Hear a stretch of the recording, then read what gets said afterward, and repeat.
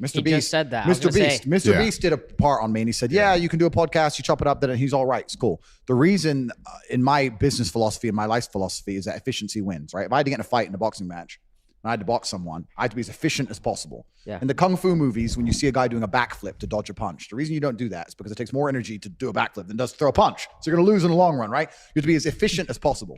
For me to get 10 million views, I have to sit down and tell the truth. For him to get 10 million views, he needs to build a house and get this and money and I'm more efficient than his channel. So in the long run, this is why it's hard for people to do what I did, because to produce content that gets that many amount of views, and it's not just talking, you have to spend serious money and time, and it just doesn't work. Well, wait, hold on. I think going off that, he also said that you started this method where you went on every single podcast, but that wasn't true in the beginning. No, absolutely not. You would go on a podcast for 2 hours, but you would say so much that you could clip up, that he thinks he's like, I got to go on every single podcast in the world to accomplish what you did. He didn't relate it like that directly. He just said that. He said that on the last one. He was just saying just about the fact. Mr. Beast because he got rinsed in poker. No, it's just about the fact that the clips Do you that play were being cards? used.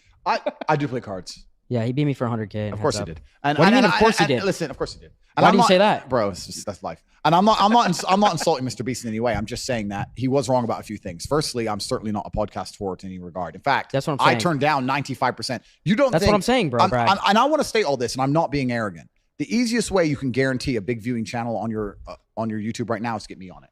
Number one guarantee. Do you think every single YouTuber on the planet hasn't tried to get me on their Who pod? have you turned down? All of that. Name, I don't even know who these people Who's are. big people you've turned down? There's people, the big people who I said no to primarily is probably because of location. I want to do them in person. I don't want to do it over Zoom, etc.